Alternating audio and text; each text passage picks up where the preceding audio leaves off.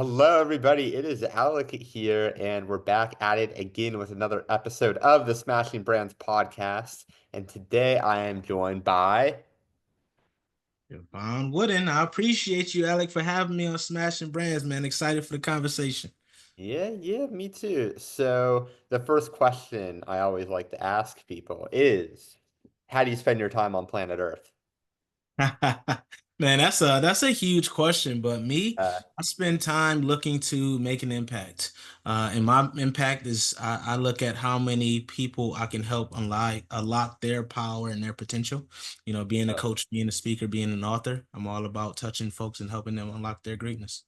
yeah, no, that's amazing. And being a coach does not, if we're talking about most popular professions, being a coach is kind of a niche thing.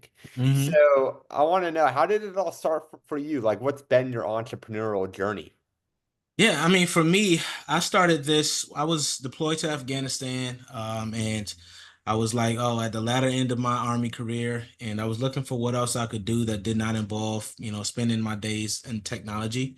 I have Yeah. a cybersecurity tech background. I was like, I want to invest in people instead. So I Googled it, like, what can I do outside of motivational speaking? Because we hear about that all the time. What else can I do? And I found Yeah. coaching, and I went down this pathway of getting certified through International Coach Federation, and then I was like, all right, how do I turn this into a business? So when I got home, I really I had to go through therapy and coaching myself because Yeah. I was really struggling with PTSD. And that really unlocked something for me because I was like, okay, I see the power, I see the need. And what I did was I started being my own niche. I started being my own avatar. So I started looking for myself. And that's how I started this business. Yeah. And how would you describe your niche? Yeah, right now it's people and businesses looking to inject empathy into their daily operations and leadership principles. So I focus on key decision makers, people whose one decision or one action can impact many. That's how I describe it. So it could be an entrepreneur, could be a business leader. Okay. I've spoken to a lot of coaches and nobody has brought that up like in the first 10 words, like I help with empathy. So Yeah. like where did that all come from? Yeah, I mean, empathy for me, I realized my first book, Own Your Kingdom, was about mindset, and I realized that was too focused on self.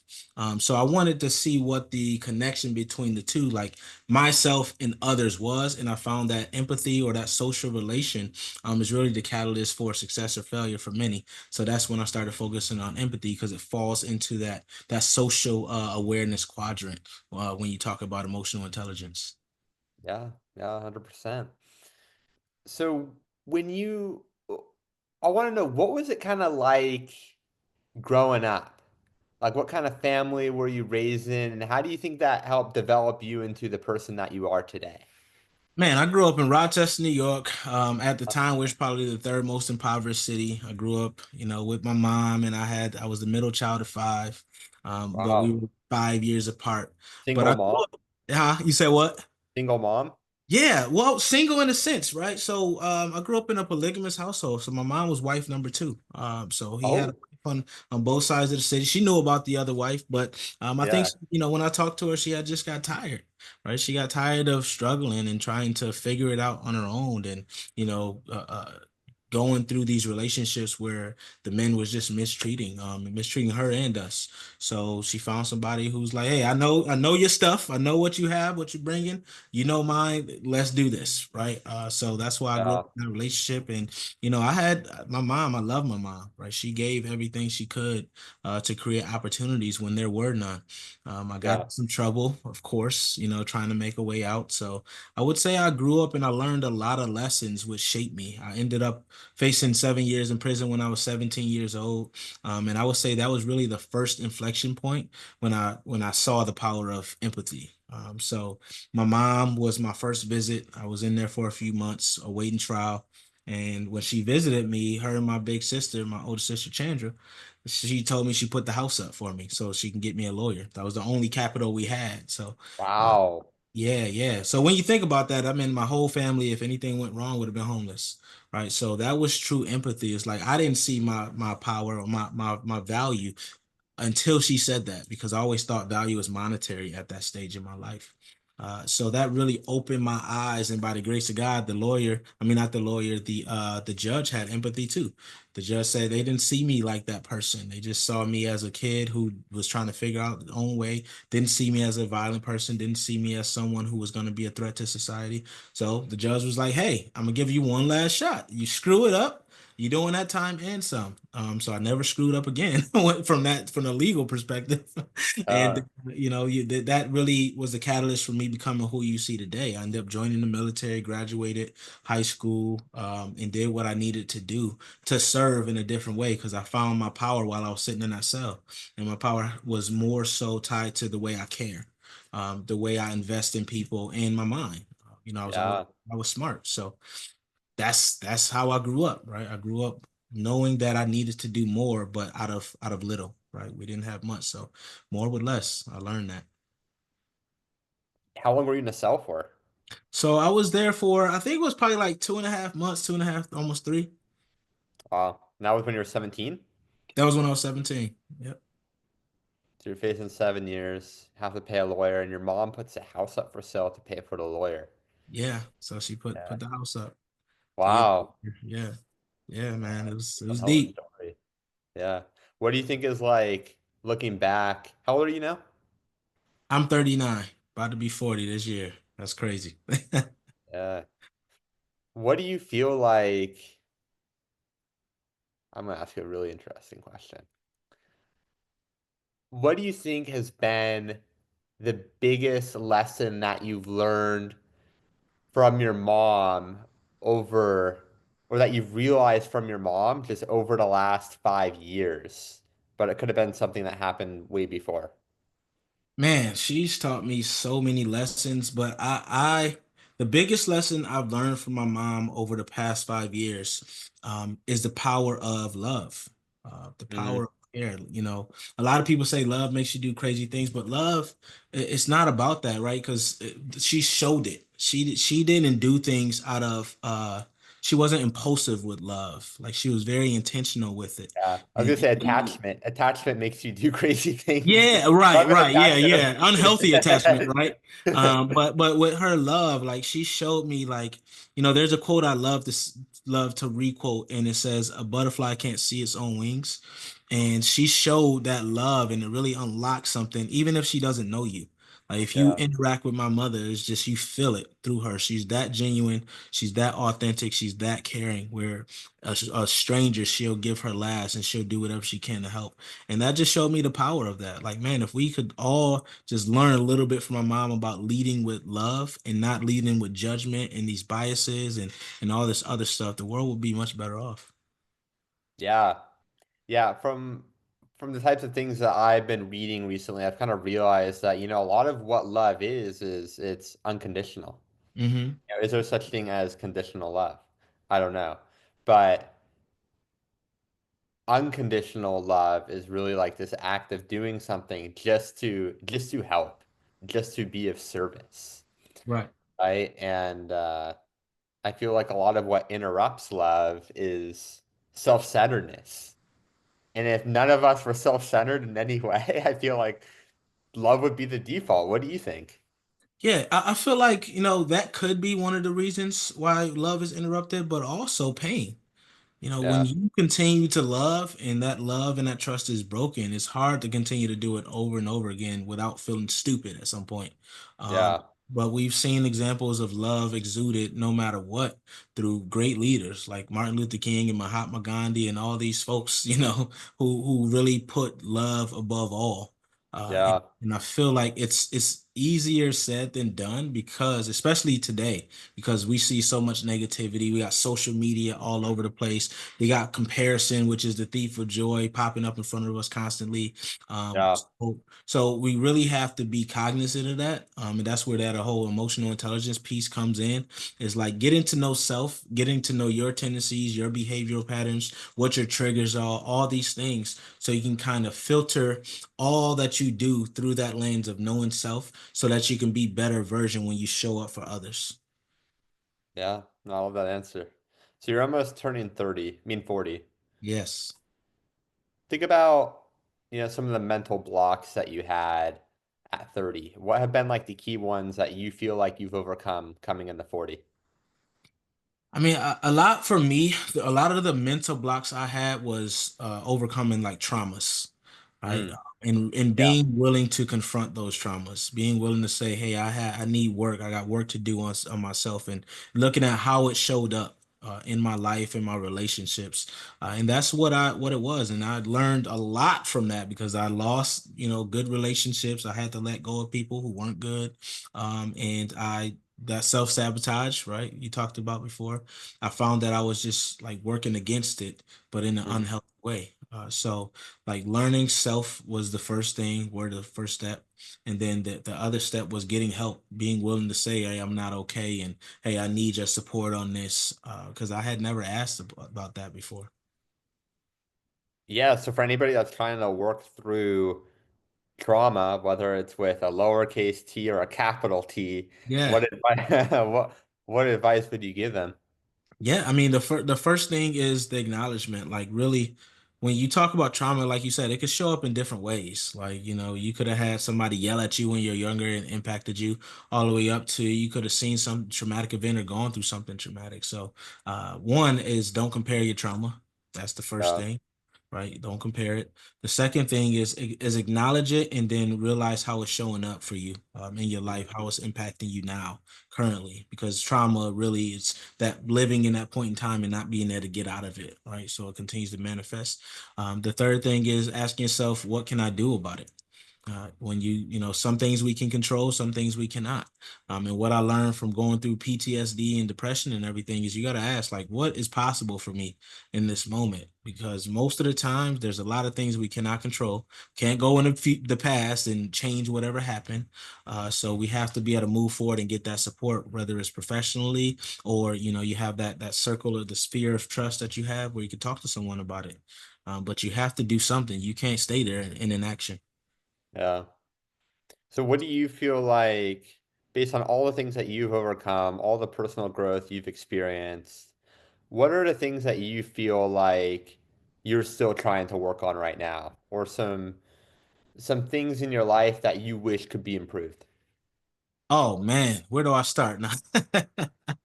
I think for me, what I really want to work on is I'm so ambitious when I mention that word impact, and Yeah. I need to take a step back sometimes and like recharge more.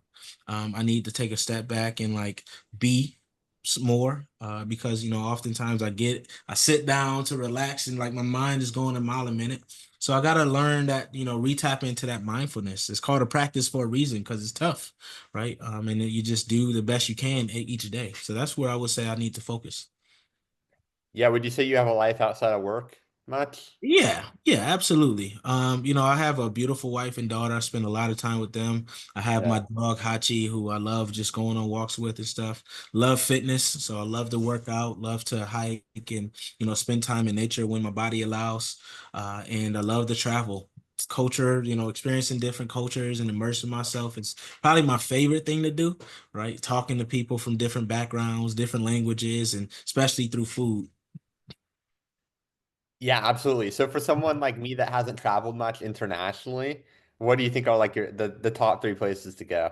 Yeah, man, there's so many different vibes. It depends on what you're looking at, but my top three just overall Yeah. would be Cape Town, South Africa, Lisbon, Portugal, and let me think of another one.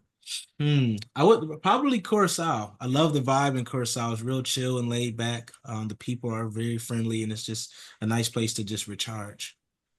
Yeah, has there been like any like perspective changes from visiting all these different like cultures, and how has that kind of like influenced your life coming back to the Houston or just the States? Man, it's yeah, definitely. I venture to say that if you have not traveled, right, you're not as open as you should be to other perspectives and people.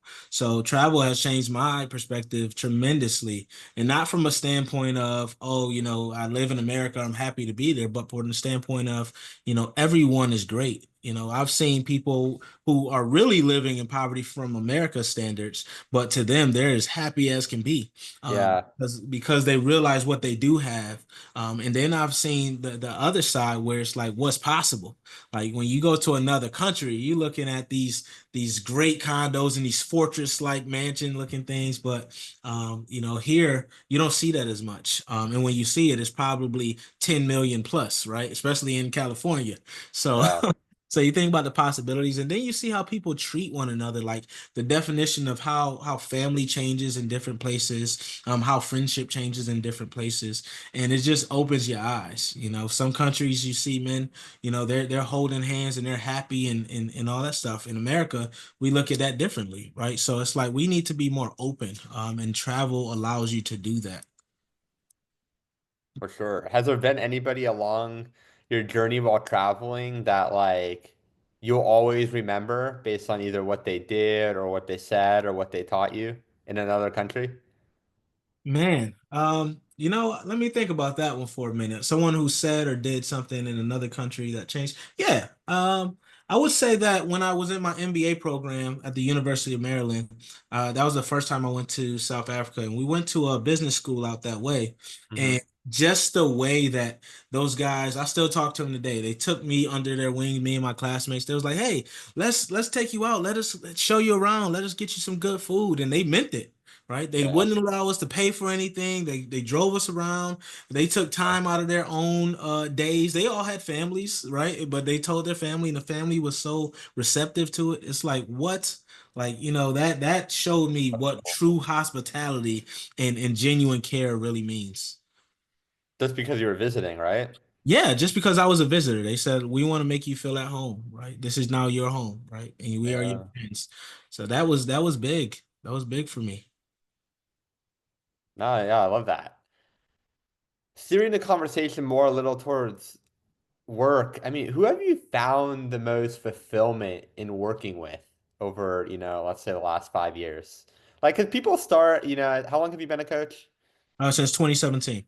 2017. So it's been about going on 8 years. 8 years. Yep. And, people start out working with a lot of people, they niche down, whatever it might be. At this stage, like, who do you enjoy working with most? What do you feel like is like your zone of genius? Yeah, I mean, my zone of genius is, of course, like leaders, like I mentioned, like people whose decisions really impact more than just them. Yeah. So entrepreneurs and business leaders. But who I like working with most is different. Who I like working with most is kids.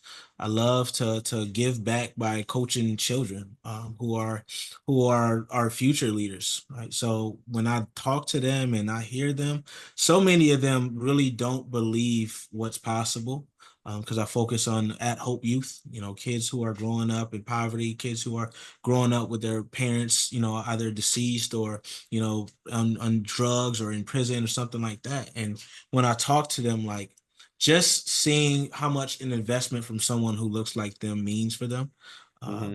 changes everything. And then seeing them, if I see them later on and seeing how they've implemented what we talked about, that's for me, that's my favorite. Yeah, I mean that's what coaching is all about. It's like Yeah. if they're not implementing, then it's like a waste of time, or Yeah. I don't know, but it's like that's where the fulfillment comes in, Mhm. is when they're actually putting in the work and they're getting results. I want to know has there been like any specific transformations that you've been just like so proud to see? Yeah, a few of the children, like I do a lot around entrepreneurship because we understand it's a different mindset and a different Yeah. path than most people are used to. So I'll go into high schools here in Houston and we do like business coaching for them. And one of the biggest transformations are these students actually have to create feasible businesses, right? So they create Mhm. an app or they create a service.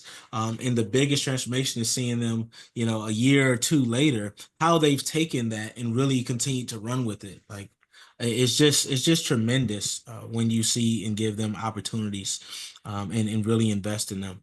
So the biggest transformation for me, for one, is this young man. He did that program, but then he realized he loved photography. So Mhm. now he's out here, he's doing music videos and stuff like that out here in Houston. I see him posting on Instagram. Nice. Like he's crushing it. And he's probably like 17, right? So Yeah. like you see that and you're like, wow, man, like that's what I'm talking about right there. Yeah. What advice are you giving these people, at 17 that you wish you would have received at 17 before getting into trouble? Yeah, I mean, for me, I think the biggest thing is allowing them to work through it, right? So, like, okay, what's your idea? What's possible? Like, how are you going to make it happen? Just asking those questions where they Yeah. really have to think about it and they can't go use ChatGPT. I think it Yeah. springs something different, connects some different synapses for them. And then they're in a group too. So that social component really helps them out because now they got to talk to one another. So it's really about just asking questions that sparks their curiosity and then sparks the social side of the house so they can combine the two. And then next thing you know, they're off to the races. Yeah. And when you're working with these people, they have some kind of dream, right? So maybe, the business coaching, some business that they want to launch or whatever it Mhm. might be. Is there any dream that you had at 16 or 17 that you're still interested in pursuing outside of just coaching in your career that, you've been thinking about recently? Yeah, I mean, that's a fair question, but at 16, 17, I don't, I was just trying to survive at that time. So Yeah, I don't even yeah, remember my dream, right? It's like I don't know if I actually had one. I just was trying to make it through. yeah. What do you feel like is your dream over the last few years? What do you feel like is your dream right now? Yeah, my dream now is really one, I dream that I'm going to live a long, happy, healthy life. Yeah. That's You have a one. number in mind? Man, if I can make it to 80, I'll be very happy. 80 healthy, healthy 80 when I'm walking around and I have my faculties about me, I will be very happy. Yeah. And then, in that dream, I really look and I want to make I want to touch millions, man.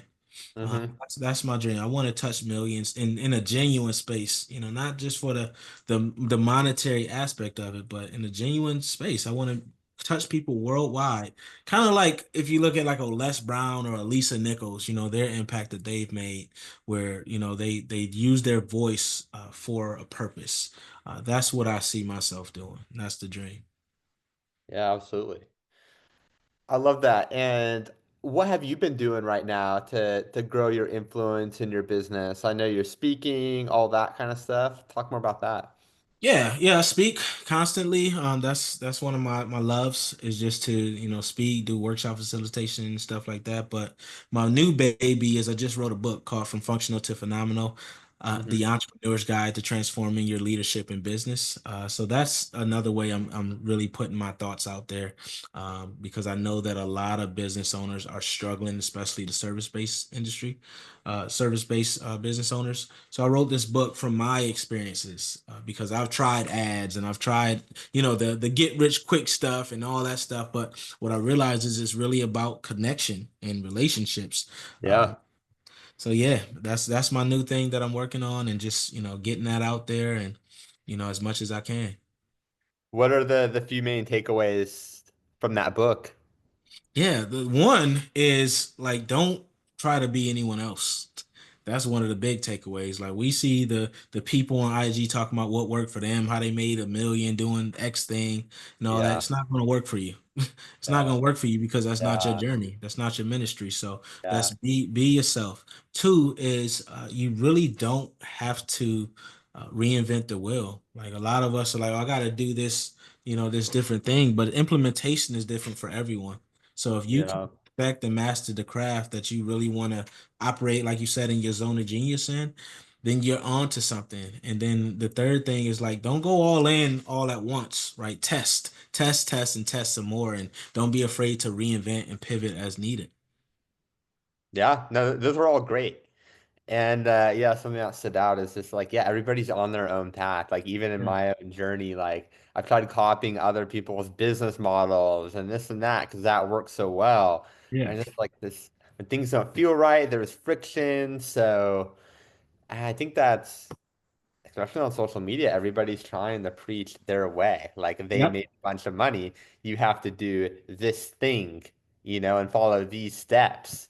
Right. And, I see a lot of these make money online opportunities and stuff like that. And it's just like, it's no different than the stats for like multi-level marketing, where it's like 1% Yeah. will be really successful, So So true. So true. And it's like you don't also know what's real and what's fake. Right? They can be saying whatever they wanted to say. I mean, you don't know, right? Yeah. They could be living in wherever and they're saying they made a few million. Or they could have defrauded a bank and gotten a loan, right, to fund that lifestyle. And later on you see that they're serving 20 years in federal prison, right? So you don't want to take that and just take it as gospel. So like adapt, find out what you like about what's going on. Why do you like what's going on? And then in the Hmm. book, I give a framework that you can follow, like what I call the pillars of success. But you don't have to do it linearly. Like you can see where you are, and then like adjust your strategy based on that. And then also Yeah, there's exercise. It comes with a resource guide, so you can download that and kind of use those resources as you see fit. absolutely. I'm definitely gonna check out the book, and I want to leave you with one last question, Sure. which is, let's say it's the end of your life, and for whatever reason, the Instagram isn't there anymore. Instagram's even around by then. The book isn't there, the YouTube isn't there, there's no content. But it's the end of your life, and you can leave the world with three truths, three things that you know to be true about the world around you. What are those things?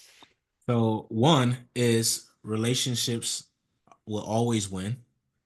Two is there's no such thing as perfection. Perfection is being the best version of yourself in that very moment. And then three is choose love because it opens you up for innovation, opportunity, and everything else that is beautiful in the world. Yeah, beautiful. Yeah, that was my three.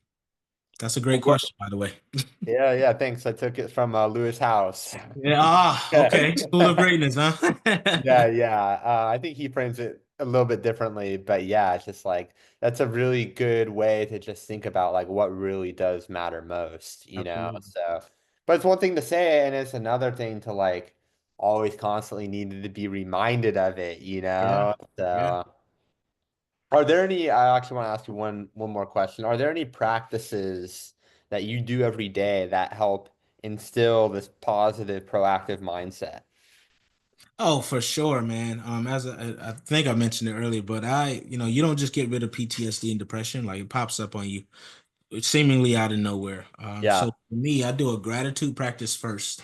As soon as I wake up, no matter if I got a great night's sleep or not, like I'm gonna do it because it puts me in a space where I'm open to understanding. I get to do a lot of what I do. I don't have to do it. And then Mm, I'm also able to do it on my own accord. I don't have to, wait for someone else to do those things. So I'm grateful automatically. And then I don't look from just a great gratitude practice for the higher power for God, but I also look at it from what I've done to get here so far, or what I've done to show resilience and continue to move forward. And then the other thing I'd look to do is I find peace. So every morning I wake up a little bit earlier so I can just be. And I'll read, I'll hydrate, I'll move my body. And that way I'm in a space where, like, all right, got those wins, but more than that, I'm taking care of myself, right? I'm yeah. investing in myself a little bit. So before the world wakes up, before I'm distracted by social media or those pings and dings that happen all day. So those are two that I hold true. And then the third one is every day I'll take a tech break.